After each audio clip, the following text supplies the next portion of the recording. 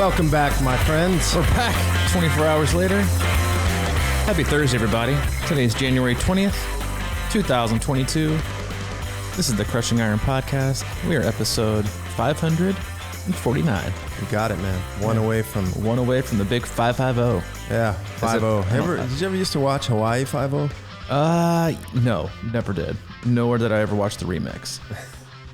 I think I grew up watching that. I was, my senior year of high school, I was left guard and defensive end. My number was 55. Okay. So that's as close as I can get to 550 and having some kind of like attachment to it. 550. That's about it, yeah. Yeah, just growing up, I never realized that 5-0 meant police. Yeah, well, I didn't either, which is a good thing. But I watched that show for a long time, and I kind of miss it. Yeah, the 55. That was, speaking of number 55, Hayden has been like super into football lately, and yesterday in kind of a shaming fashion, he was in the shower getting rinsed off. I was in there with waiting for him to get out, and he was like, so you played Lipscomb, right? Because we went to the state championship game when Lipscomb came here, and I was like, yeah, we played. I played for them. He's like, how many games you win? And I was like, well, we were really good every year. We lost in the state championship game my senior year. And he was like, did you play in college? And I was like, no, I didn't play in college. He goes, did you play NFL? I was like, no, I didn't play NFL. And he goes, did you play NFL playoffs? I was like, no, I didn't play. He's like, oh, so you just played at Lipscomb. I was like, oh, I was like, dude, just rub it in. Because he wants to be a doctor during the week and an NFL football player in the weekend is what he is currently. That's like his current trajectory of what he wants to be in life. He's shooting very low. And then I'll break it to him that he has probably my athletic ability running through his bloodstream, and the best he can do is probably run in a straight line, bike, and swim. But I won't break that to him for a few years. Let him go, man. Yeah, I'll let him go. Let him go straight to the NFL. Let him fly. He'd be a great tight end and a great defensive end. By then they'll be going to the NFL like out of like sophomore year in high school. Yeah, right. They'll be like everybody like 6'4", 260, and they'll be like wide receivers. But no, if it's your first time tuning in, wanted to welcome everybody. Hope you've had an awesome week so far. It's your first time tuning in, welcome. We cover a lot on our podcast. We cover swim, bike, and run specific podcasts. We do race recaps. We do race previews.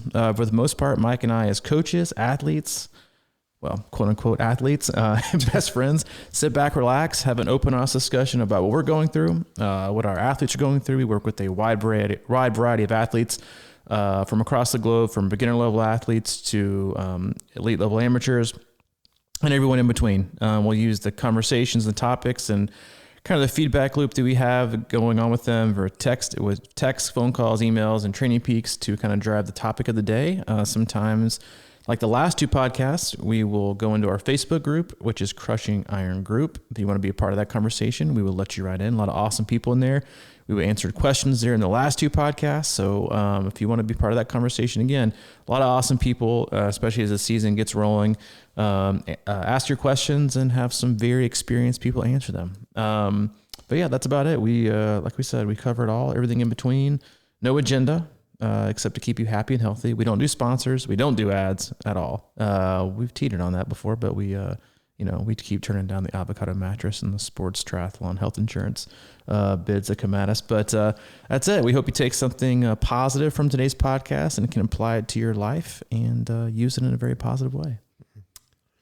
That's good, man. I appreciate you being able to do this podcast on the fly. You were on call. We were both seem to be on call. We're recording this the day before on Wednesday. I'm sitting on the couch doing training peaks. Wednesday is my typical kind of admin day where I would kind of dig back in and start to plan out things for next week. We had a Zoom call around 1:00 that we do I try to do every Wednesday at least, and then I get the email from school. There it is. Come pick up your kid. And I'm not going to lie, and I won't say it too loud because he's sitting in the next room, watching something on Disney, having some snacks, but should I get the mute button ready? No, I'll get the mute button ready, but listen, it's been ever since Thanksgiving, it's just, I do well with structure just as much as anybody. Yeah. I think everyone does well with structure and routine, and kids especially, and he's 5. And so it's been kind of Thanksgiving, and he had Christmas, and then he was out a few extra days for Christmas because their class had a quarantine, and then had Martin Luther King Day, and then he goes back yesterday, and he gets to school today for maybe an hour and a half. And then they're like, hey, got to come get him. They can come back on Monday. And I've been pretty steady. Yeah, I've been pretty steady chill the last month going through this and some of the obstacles that have been kind of headed our way. Been good with training. I haven't missed a day in the last 9 days in a row. Got up this morning and ran. Good job. And was ready to sit down and kind of tackle the day. And I got the email and let out quite a few F-bombs. Because it just flat out frustrated. I wish I'd have been there. Yeah, you would have enjoyed it. And I sat there for a minute and just kind of sat with my thoughts. And I was like, all right, you can keep being grumpy and frustrated and frankly pissed off for a lot of reasons, for myself, for Hayden, for the whole scenario.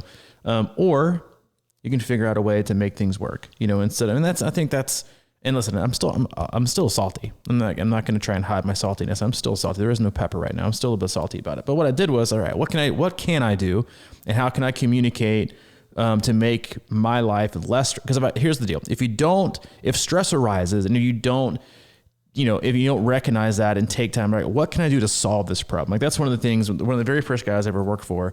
He said, "Don't bring me problems, bring me solutions." Oh, yeah. And which is Zig Ziglar? It was not Zig Ziglar. It was Lee Wilson. He was the president of National Fitness Center. Oh, he was grooming me to be a general manager. NRC. Yeah, no, president of NFC. As I was saying, Lee Wilson. Lee Wilson. Or no, excuse me. His name was Lee Sloan. So not Lee Wilson, but I was tracking on that.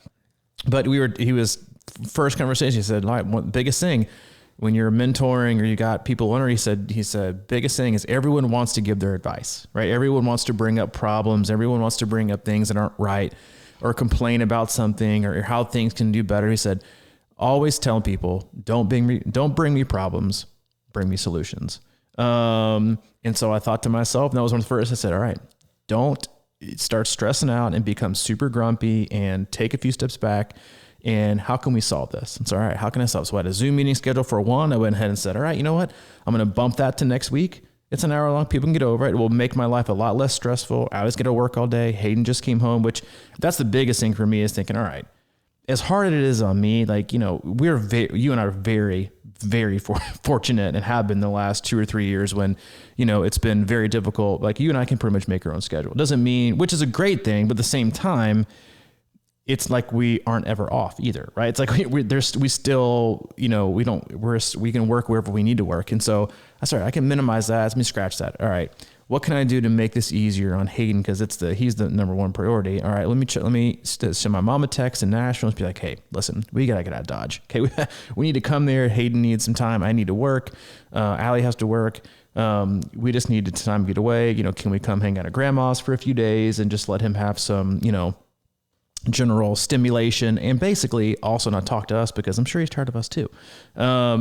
Check that off the box, reach out to you. Hey, can we get the podcast done today that we don't have to do it on the road, which is always, we get it done. That's what we used to do for the first, 300 plus, but it's never as good as in person. So I sent you a text. Hey, think we can do it today? Sure. Why not? Boom. Covered. So for the rest of the week, is covered. What you didn't hear was all my F-bombs. Yeah, that's also true. Yeah, go again. Well, at least you didn't give me the K.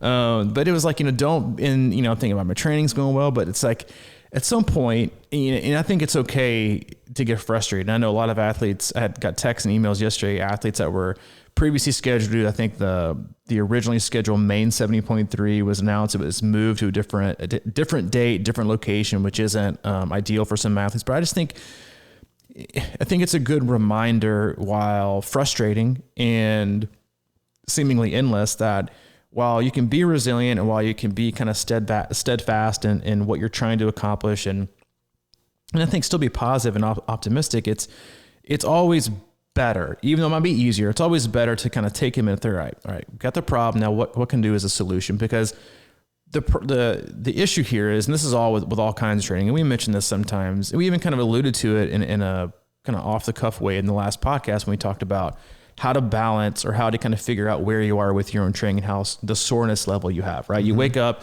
you're going to hop on the trainer, you got interval scheduled for the day, you do the warm up, you do a couple, first, hit outs to kind of wake your legs up, and you're like, they're not there, right? Do you scrap it, right? You just get off and call it a day where it's a waste, it's a loss, or can you call it a draw? And that's kind of my mentality for today. It was like, today might not be a win, but I'm going to at least make it a draw, right? Because it feels like a loss. It feels like a loss. You know, my structure, I wanted to get a swim in later, and that's not going to happen. Had the week set out and doing things a certain way. And I was like, all right, that might not feel like a win, but in the scheme of things, a draw can kind of be a win in a lot of ways, because I'm not letting it be a full loss. I mean, I'm trying to find ways to make it positive. And I think, you know, early in the season when we all have these, and I think we all learned this in 2020 and then going into 2021, is that so many athletes sign up for races a year in advance, right? You know, and then life happens, and the person that signed up for that race is no longer there. You're a totally different person as you get closer to race day. Things happen. We're always having to adjust. We're always having to kind of recalibrate our why, right? And what's important to us. We always have to, I think, reevaluate how much energy we have, and then most importantly, where we want to allocate it to, right? Because we always say, I don't have time for that. I don't want to do that. It's like, well, I'm choosing not to do that. I'm choosing not to make time for that because I want to put my time and effort somewhere else. And as type A and as routine based and as control freaks as triathletes are, I think this is one of the hardest things for us. You're the total opposite triathlete, because you're not that way, except for you're a comfort junkie, just like I am. But it's one of the hardest, I think, things for triathletes specifically to deal with is a change. Any kind of change in anything. You know, that you got your swim lane time set up. You walk into the pool and it's full. The high school swim team is there. You know, and so instead of, you know, all right, you know what? The high school swim team's here. I can't swim. I can't wait. I'm going to run home real quick and get my run in. You know, instead, most people pack up your bag, you sit on the bleachers in the pool, in the indoor pool, you hop on Facebook and you rant about the policies and the guidelines of whatever it is. Move on and do something. And listen, I'm all about, you know, letting your steam off, but at some point you got to move on. And again, I think as we started off with January, moving into February, March, and race season approaches, things are going to happen. Not so much with the race calendar, the race schedules, nothing's going to be moved, nothing's going to be canceled, but with your life, right? Travel comes up, unexpected things come up, kids are home from school, you have to travel, you take a new job, you're going to move out of state. All these things happen. I think if you can acknowledge that early in the season, like almost acknowledge that it's going to be imperfect and somewhat scattered and unstructured, then when that time comes, it's going to make it a lot easier to kind of handle and absorb and not stress out about it when it inevitably does happen, because it's always going to happen. Mm-hmm. Yeah. I don't fear it, but I think about it a lot. I feel like in a lot of ways, more and more we're normalizing excuse culture. And that's what is like, and I can say that because, I've been doing a lot of writing again lately, and I'm trying to stay with it. And what I do in that process is like openly admit what's, you know, on my nerves, or, you know, about myself. I'm being real. I don't share this with people. I mean, on paper, when I write, it's like it truly is a therapy session, because I always will say, you know, this is really bugging me or whatever, but back to your solutions over problems. Then I try to take the most truly honest approach with it and figure out why it bothers me, and be honest about it, because I've been also thinking honestly about our last or two podcasts ago or whatever it's called, Do It Now, and that philosophy, because I think really what happens to me a lot of times is that I create this momentum of getting behind the eight ball all the time. And there's always this future frustration, because I know that, you know, it's sort of like you want to, you know, as sort of documentary or film guy, kind of guy or whatever, I always think about making a blockbuster, right? Instead of just being average today with the momentum. And what you're saying is perfect, because I think it creates almost an anxiety, because, you know, you're thinking about maybe a workout that you have today, but you got all this other shit on your plate, and you're knowing that you can't nail that workout maybe like you want to nail it with the freedom of mind or something like that. And I think that we get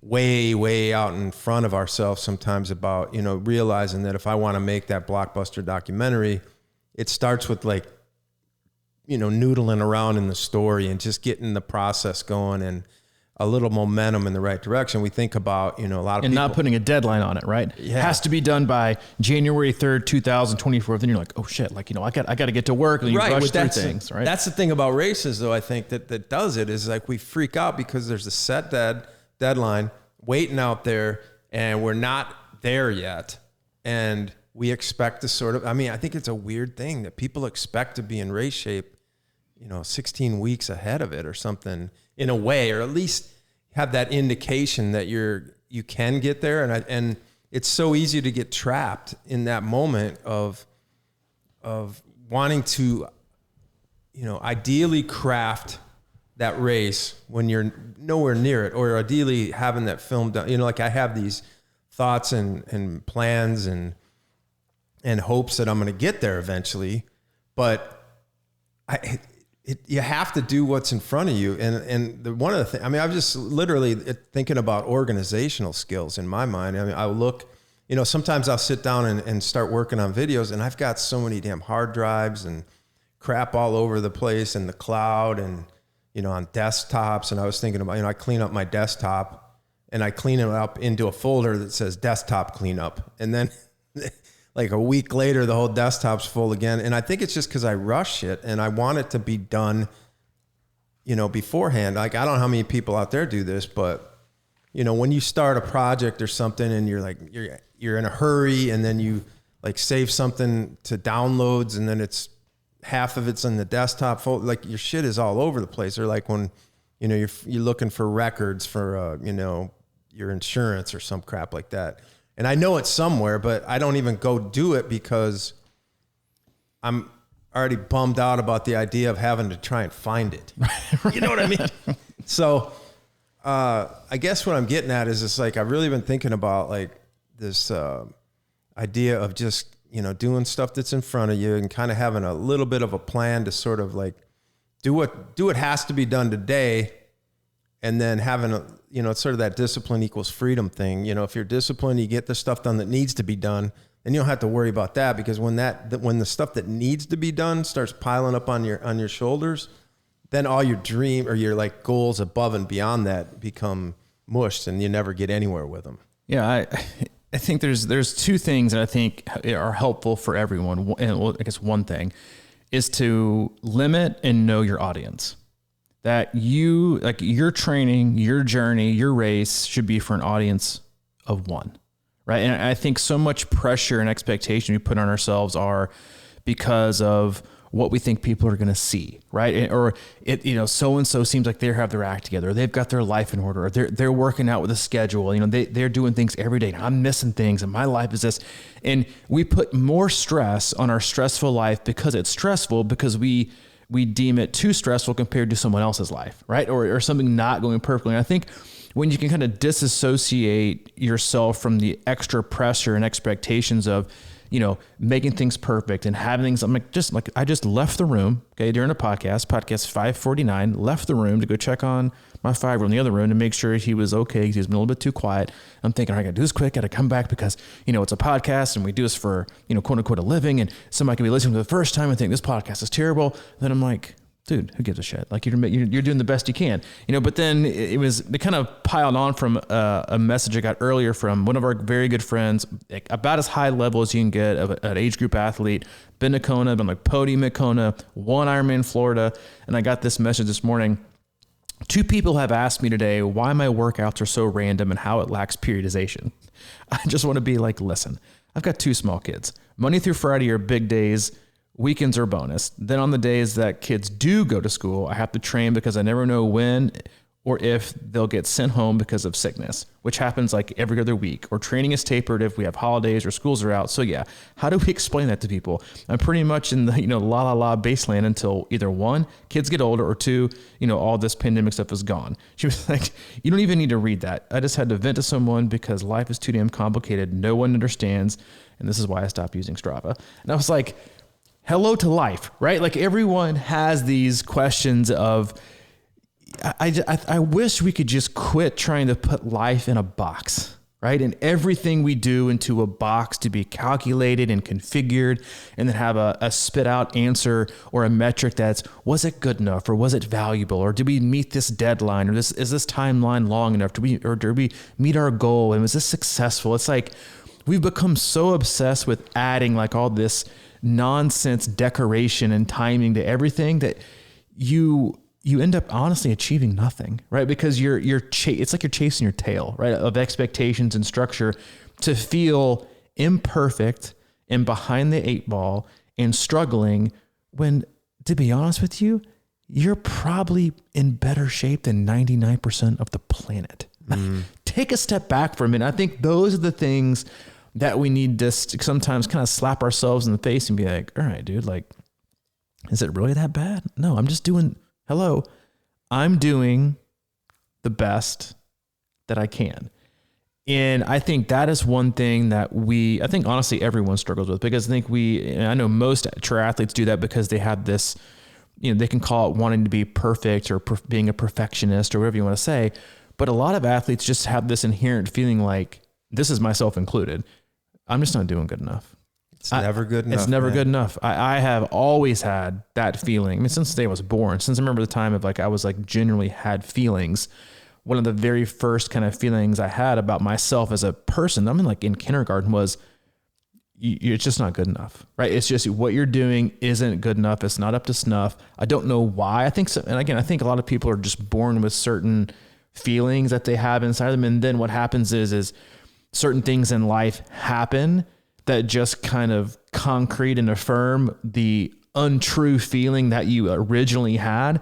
And then you become to believe it more, right? And it becomes like a fabric of who you are and what you do in life. And I know that's something that's stuck with me for forever. I mean, I'm 41 and I still have huge bouts of, are you really doing a good enough job? Like, is that good enough? Or I'm really hard on myself, as when it comes to work and it comes to, our coaching our athletes, and especially with Hayden and like very, very, very hard on myself. But it's also, and I think what I just said was somewhat of a lie, because when I say, I'm hard on myself, I could also just reframe it into, I consistently think that I'm not good enough. So I keep trying harder, right? And I think we do that with training. I think a lot of athletes find solace in their training is like, all right, this is something that I can maybe feel good enough about because I can at least somewhat kind of control it. But when you don't get the immediate positive return or feedback from what you just did, then it becomes more of a negative thing, right? You're not training to complement your life and to create a better mood or lessen anxiety or improve your health or achieve a goal or hold yourself accountable and set a good example. It becomes just another thing in your life that's proving that you can't, right? Like you can't do this or you can't do that. And instead of just understanding that it should be, what it is, this is just something that it's just like, it's the healthiest medicine you can possibly imagine, right? It's just like connecting with people, connecting with yourself, taking time away from your devices, making yourself fitter, learning things about yourself, being motivated, staying committed, reaching a goal, all positive things. But what we've done is we've stripped that down into judgment and grading, and then basically identifying ourselves as being successful or a failure because we didn't hit a PR at some race. Yeah. I mean, honestly, that's why sometimes I just hate numbers. And I think it's like, how do we gauge our lives?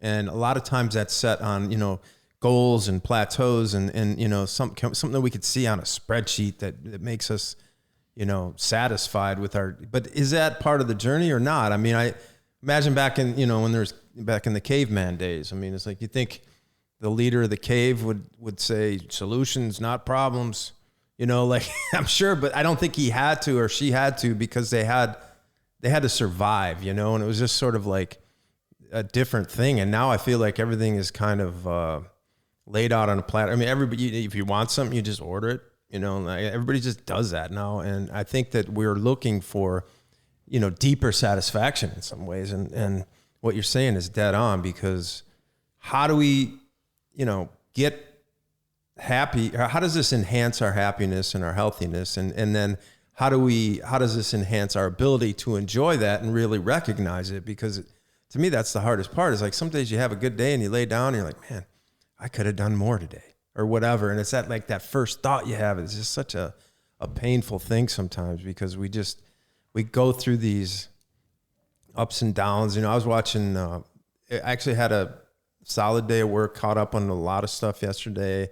And it really did sort of like clear the deck for me to watch the Badger game last night. A lot of times I know that's something that I almost prioritize. I mean, it's one of those things I really look forward to. And I think that's okay. But like sometimes if you don't have everything done, or if you got other things on your head, you can't really enjoy it. And last night I really enjoyed it. And as I'm watching it, it was interesting because we were playing those pesky Northwestern Wildcats. They always kind of get your number, They always have a thing, you know, and they're just like, it was, you know, you could tell that they were really jacked, because we've actually come out of nowhere. Now we're 8th in the country kind of thing. And now we're starting to get people's best shots. Yeah, it means you're due. We're due. And, you know, people are starting to like, you know, pay more attention to us. Plus we have a player of the year candidate, and he literally drove the lane last night and got, you know, punched in the nose, had a bloody nose, and there was no foul call, you know, and they went to the timeout and he's trying to contain it and stuff up his nose or whatever. And then right after that, they came back and they went right to him because he was just pissed. You know, he's like a huge competitor, you know, and, you know, having that instinct goes a long way, I think, in triathlon. But I think you have to, you know, what our thing is, we have to compete with ourselves, right? Mm-hmm. And how do you push that, you know, but also how do you be okay with, like, I gave good effort today. And, you know, I mean, I think it's, I don't know, I like to say this stuff sometimes just because I think it may help, but you know, I did Ironman Chattanooga. When was that? In September? Mm-hmm. Yesterday was the first time I rode for an hour since. How's that tushy feeling? It was a little painful. A little sore? Yeah. But, you know, you got to be somewhere. And I felt pretty good. It's interesting though, too, that, and I'm sure you noticed this, and I think absolutely that is the problem, is the tushy. It's right. It's the upper body and the butt and things like that. My legs actually were kind of in the ballpark. Mm. So that's where I'm like, okay, you know, I think a lot of us, you know, especially you've been racing for a long time and you have that background and that stuff does come back. You just have to, you know, get used to the aches and pains and the creakiness of the other parts of the body sometime. And so, I mean, I'm not worried is my point. I feel like, you know, all right, we got a little, you know, ground to stand on there, or butt to sit on. I think the point that I think we all, myself included, and like when I'm in my best grooves, I don't care about where I was or where I want to go. I'm just happy with what I was able to get done, because I'm just checking boxes. Because when you check boxes, it does end up because what happens is you don't have these. You don't put pressure on yourselves, because in order to have pressure, you have to have an expectation, right? Outside of just accomplishing the goal, which was to run for 30 minutes or get your bike workout in, right? It's just getting it done is the positive. Everything else is gravy, but the gravy starts to add up in huge piles once you've checked a whole lot of boxes. But once you start to add little grades to beside the check mark, all right, check, got it done. But was it good enough? Did it beat my last time? You know, I was expecting to have this, you know, and I'm not where I was this time last year, or I need to be here. It's like, whoa. Like, what? You went from check, I got it done, to this isn't good enough. Right. And that mentality and that approach to training bleeds into the reasons why a lot of people just stop. Or, you know, or quit or take time off or begin to hate it or begin to judge themselves too harshly.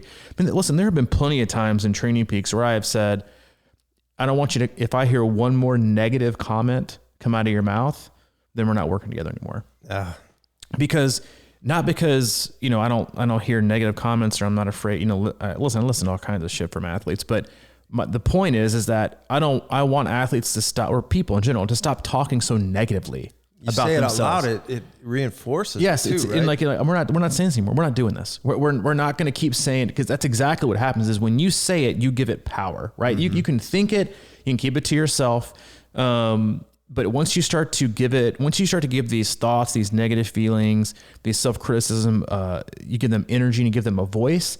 they become infinite, so much more powerful than you feel like, I see you, I hear you, ain't doing this today, like moving right along, but it's when you consistently write it down for you to continuously see. It's such a depressing, like, mode of flogging and like punishment that we do to ourselves if you're that kind of athlete or person that's just always being so critical. We should be our biggest fans. Yeah. We should be our biggest support system. We should be, yes, that sounds selfish, or it shouldn't be an audience of one. It should be, yeah, but listen, if you can't control and support and love your audience of one, then ain't nobody going to want to show up to your audition anyway, because you're going to be grumpy as hell and negative and accomplish nothing. Like, we need to, if you want to just show up, right? And then, like you said about hopping back on the bike, am I in the best shape of my life? No. Oh, am I come on. Am I really, really happy with where I am in training? Yes, because I'm back to doing what I love, which is just checking boxes and getting things accomplished. And that, I think, is something that, again, when you can I mentioned this in a weekly email, once you can lose yourself in the quote unquote work and just get it done and find kind of, peace and happiness, and maybe not those two dramatic and extravagant people, but when you can find satisfaction in getting the small things done, even when it's not perfect, and even when you feel like you could have done more, then everything you do beyond that becomes even better, right? And more magnified, because it just becomes part of what you do versus judging what you didn't do or you weren't able to accomplish. It's about momentum, right? Like what you're talking about is it is where it is. You are where you are. And I liked how you said about, we should be our biggest fan, because, I got last night, for example, on that 1 hour ride, and here I am, I'm training for Chat 70.3. And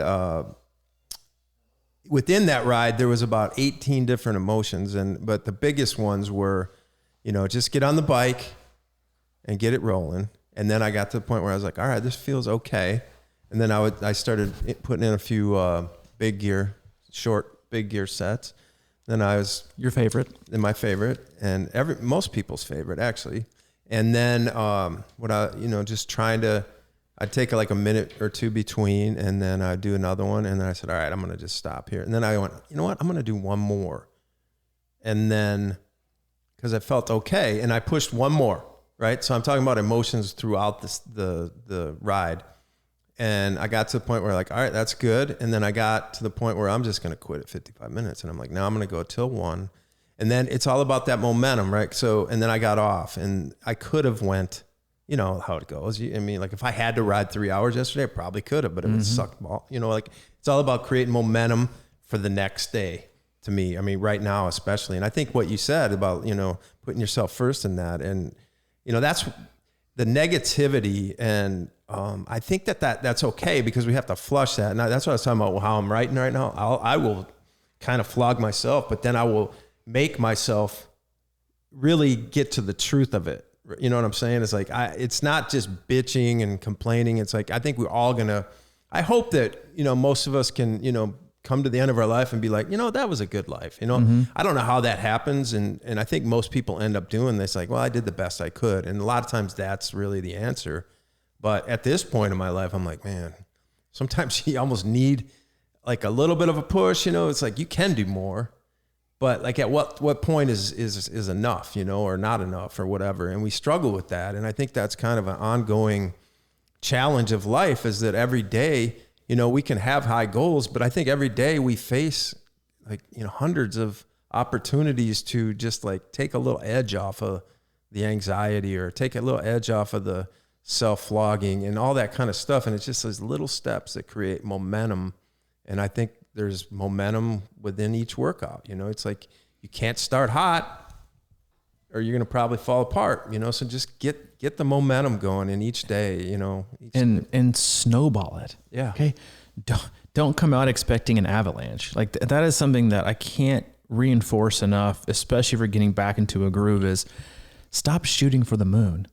Like just kind of, reach for the top of the fridge. Like, like know where you are, because what happens is little wins, right? Little victories lead to big wins, because what happened, like you said about momentum, every little thing you do that reaffirms your position of, I'm committed, I'm motivated, I'm knocking things out, I'm doing what I need to do, makes you more, instead of like, reaffirming all the negative thoughts, that you might have about yourself. You're not good enough. I can't do this. This isn't perfect. This isn't going anything how I wanted it to go. What it's doing is it's reaffirming and concreting that you're able to do things well, no matter what, right? So start small, 30 minutes a day. If I can do 30 minutes a day for 7 days a week, maybe I can do 35, then I can do 40, then I can do 50, then I can do an hour, instead of like, all right, you know what? I think I'm probably getting 12 or 16 hours this week. I'm catching back up, but it wasn't long ago I could do this.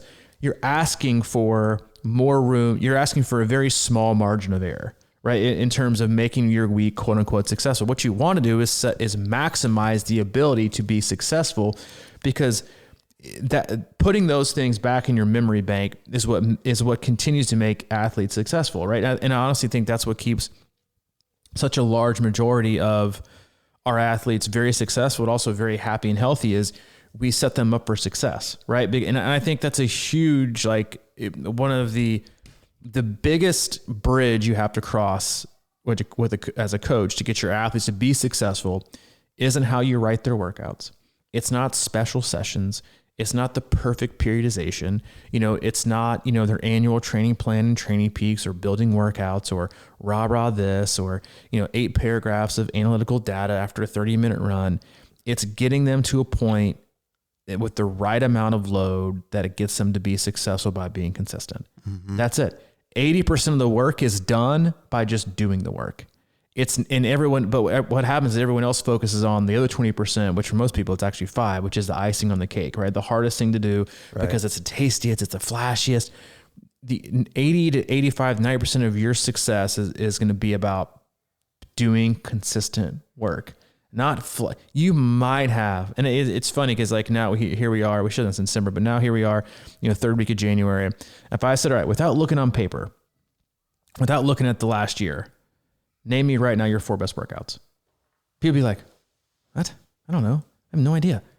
Exactly, right? You have literally no idea, but we make such a big to-do about, or a big not to do, right? About your worst sessions. All right, I'm really having negative thoughts. Like I missed this, missed this ride I'm like, you missed what? Yeah. You're not missing months here. My memorable rides or workouts come out of unexpecting them, usually. Always. You know what I mean? So it's like, I have a sort of a philosophy in coaching, and I'm sure you do on some level too. It's like, I'd rather have, it's like master where you're at kind of thing. And, and I always give a little bit of a slack. I try to, where it's, we're running 30, but I know you kind of feel like running 40, but I know you're going to go out there and do it. And then if you want to go 40, that's cool. And I talk about a sliding scale, the thought of, swimming 4,000 yards seems daunting, right? But as we get into training, if we're training for an Ironman, and, it starts with, 1,000 might seem daunting at some point, because you've been out of the pool forever. And then all of a sudden it's like, hey, let's get to that 2,000 mark. And then I always say, once you get to the point where you look at a workout and it's like over 3,000 yards, and you're like, yeah, let's do it. Yeah. That's when you're getting there, but it doesn't happen overnight. And I just think that the sort of those sorts of gradual scalings are what this sport is all about. It's like feeling really, an hour run tomorrow. Yeah. And don't make the decision to go 40 instead of 30 at the first minute mark, right? Correct. Decided at the 29-minute mark, right? Wait till, because then you're still giving yourself so much room. You've done guess what, guys? The minimum is the success. Okay. The minimum is what gets you to, not as in doing the least amount possible, but doing what's asked, not doing too much, because again, it all adds up to being too much, right? Giving yourself wiggle room is a great thing. Doing things and I think that's one of the things I've learned as a coach and also as an athlete, that when I am, and I see this with athletes all the time, athletes are the most frustrated in the first 2 to 3 weeks that they get in a zone and they get consistent, and then something adverse happens or an obstacle comes up, when they were previously just kind of like, I didn't really care. It's like when athletes go from I don't really care and inconsistent with no motivation to consistent and motivated and following a structure, when they hit that mode and then something comes up happen, it's like the whole world went to shit. It's like one thing sets them off. And what I honestly believe, this is more of a psychologist hat, what I honestly believe is you're more mad at the fact that you wasted the previous time of being nonchalant and lazy, not doing anything. And now that I'm ready to get after it now, the world didn't get the memo, right? Life didn't get the memo. Your kid's school didn't get the memo. Your job didn't get the memo. The sickness didn't get the memo. All the 98 inches of snow didn't get the memo. We expect things to all kind of file along. That's why doing things when you can is important. Doing what's required is even more important, and doing it as much as you can is important. Not as in like doubling your workout, but being intentional with what you do and not going overboard. But like you said, if you want to go 40 minutes, go 40 minutes, but don't decide that until, 29 seconds and 29 minutes and 30 seconds, right? Because then most of the time you're going to think, 30 is probably enough, right? So what you did was check the box. I was successful, not running out the door and thinking, I'm going over today.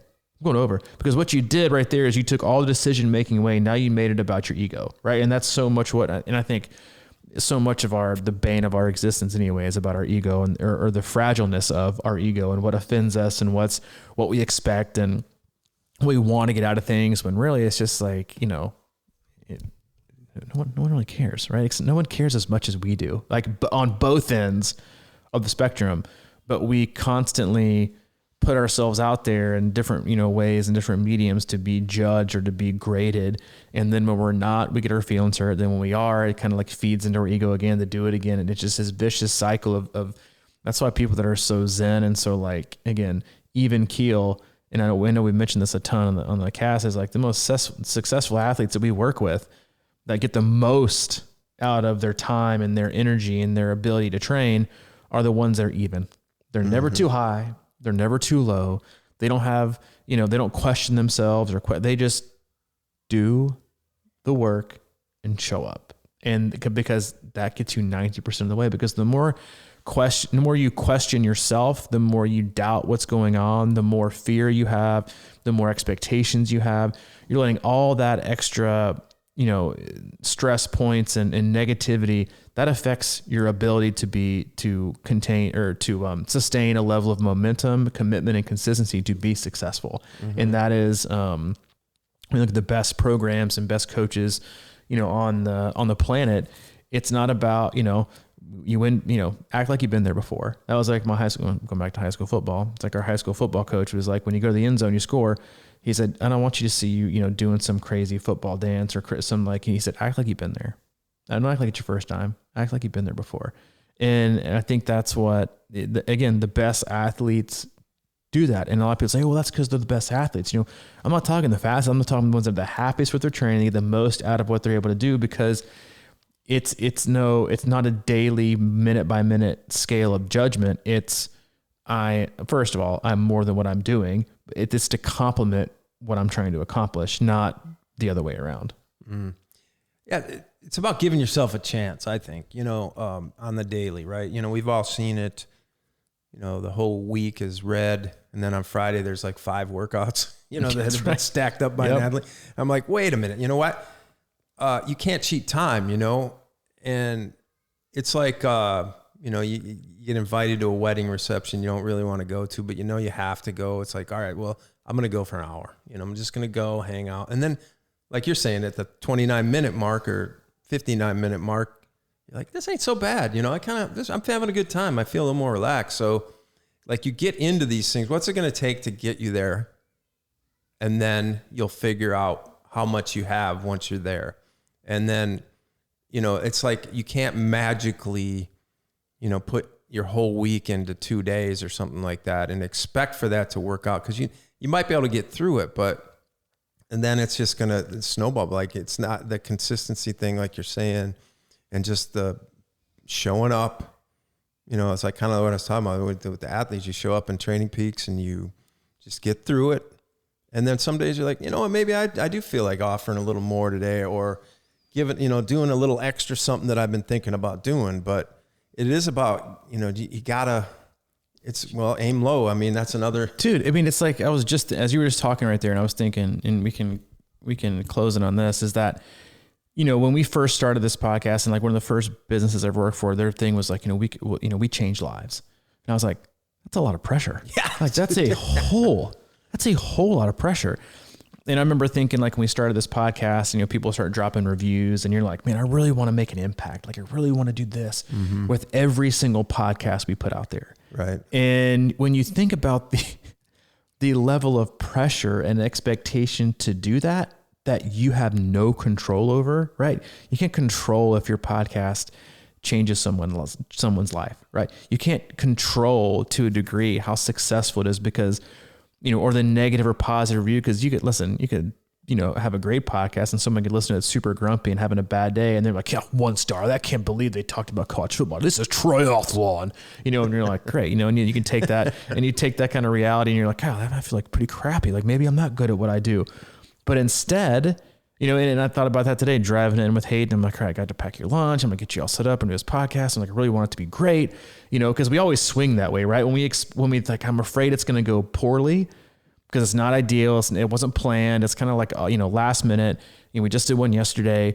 When we have that fear of it's not gonna be good, we go, oh, I'm gonna make it great then, right? We swing all the way to the other end of the pendulum instead of being like, all right, maybe we just show up today and do your best, because it's not about changing someone's life today. It's not about impacting someone greatly today, or, our athletes listening to this and gaining some new perspective that's positive. It's about this one plus the last 448 or 49 that add up, or 500, or we have 500. We're shorting ourselves. The 500 plus that make the difference, not the one. Right. And I think that's in turn, when you look at your workouts and you look at your whole entire year, and yes, it's January, so you have a very small sample set to judge yourself. Listen, guys, when you get back in June, you're going to have no idea what you did in January. You're not going to have any idea what felt bad and what didn't feel good unless you go back and, go through with the fine comb. And even then it might be incorrect. You're not going to remember anything. Right. But that's, I think, the power of forgetting about things and not making such a huge deal that you forget about them. Right. And you just kind of move on and now you're not relying on just this podcast. We can lean back on the fact that we've been consistent for, twice a year for what seems like, over 5 years now, and lean on the previous 548 to make this one feel, maybe a little bit above average. Yeah. That reminds me, I had a new segment I wanted to add to the podcast. Oh boy. What is it? That's a fun one. Okay, let's do it. Well, where do you rate this podcast, 1 to 10? Oh, I'm asked every day how the podcast went. Yeah. What my standard answer is? Yeah. 6.5. 6.5? Yeah, barely above average. Yeah. If I give it a 7, then it's like, I felt like that one rocked, which usually means multiple negative reviews. Yeah, exactly. It's always how it works, right? Yeah. Or I'll get done with one and be like, yeah, I don't think that was very good. And then we'll get like 20 emails. I was like, dude, that email, I was in the car with my wife and my kids, and like we all listened to it, and it was really impactful. I was like, really? I thought it was terrible. Yeah. That's generally how they all go, right? It's or the ones where I feel like I rant a little bit too much and drop two F-bombs, feel like I offend some people. Those usually end up getting actually pretty decent ratings, as if we even know what ratings are. I feel like, if you're ranting away and I'm sitting here listening, it must not be that bad. I just leave. That's also true. But I just think it's funny. Like, I think people, I'm sure, like when you go to Wisconsin or you talk to friends, people are always like, so how many subscribers do you have? What's your, I'm like, we don't like, I think about once a month, I ask you how we're doing. Yeah. I'm like, are we, holding steady? And they're like, yeah, we're actually doing pretty good. We've slowly increased. That's the extent of like the amount of time we like try to sift through whatever. I think it's funny, because you're usually looking over my shoulder. And I'm like trying to come up with some analytics, and it's just like these little weird graphs that we don't really quite understand what's going on, and we're both going, yeah, well, that must be a good sign. That must be a good sign. Must be a good sign. Like, it is. It's so funny. Then we both kind of walk away and go, all right, well, it is what it is. People seem to be still listening. People are still listening. We get email. I didn't get enough emails from Canada or Australia. I got a couple, but they're behind. That's true. They're probably not have internet right now. And I want some, like meat. Give me. I know it's cold in Canada, but I want a little more than that. Yeah, it is cool. I'm gonna mail you some bison. So I rate it a 6.5. What do you rate it? In the spirit of being my biggest fan, I'm going to give it a 10. You're giving it a 10. I can't give it a 10. I don't even know what a 10 is. Honestly, we've never had one. How would we even rate it? I won't even give it a 6. I'll probably give this one a 6. I don't feel very good about this one. All right, I'll tell you. I'll give it an 8 because that's a little. I enjoyed it. Yeah. For me, like it's about enjoying life. I mean, like, how do you rate it? I know that's a silly thing to do, but we're just having fun with it. But if you have fun with the podcast, if you enjoy what you're doing that day, you got to go. That's true. I'm gonna bump it to 7.5 because I didn't have to leave the room because Hayden got his jeans caught up in the woodway treadmill and smacked himself against the wall. So I'm gonna give myself a bonus point as a parent for bringing enough food to keep him preoccupied for 50 minutes. Yeah, that's right. Simple pleasures, man. We just got to sit here and talk into cool mics and hang out for about 50 minutes with each other. And I took some notes, and I'm excited going for. And now we're done for the week. We don't have really an announcement, but I do. I was gonna say, do we have an announcement? You're catching me off guard with all this extra post show notes. I feel like, Summer's been working on some cool designs for a new spring C26 line, so I just wanted to drop that little bit of information in there, and we got some cool ideas coming, and looking forward to that. I mean, I think and a mascot. Oh, and a mascot. I wanted a mascot, like a little stick figure guy. Yeah, I was like, can you be a lot more specific with that one? Gender neutral stick figure. Yeah, let's make it a bison. That's it. We made it through. Mike, I appreciate you for being flexible today. And we appreciate you, our listeners, for being flexible with our flexibleness. As always, if you need anything, go to our website, C26Triathlon.com. That's our one-stop shop for all things coaching, camps, and community. Looking for a coach for 2022, log on, click on the coaching tab, peruse our stable of coaches, find the right one, and have a successful year. You can also join the club through the end of January, the club membership, the Club Plus package, or the Club Hub membership. Get more info on those on the website, or you can always email Mike at crushingiron@gmail.com, or if you need me, I am at C26coach@gmail.com. All right, man. All right, see you, dude. See ya.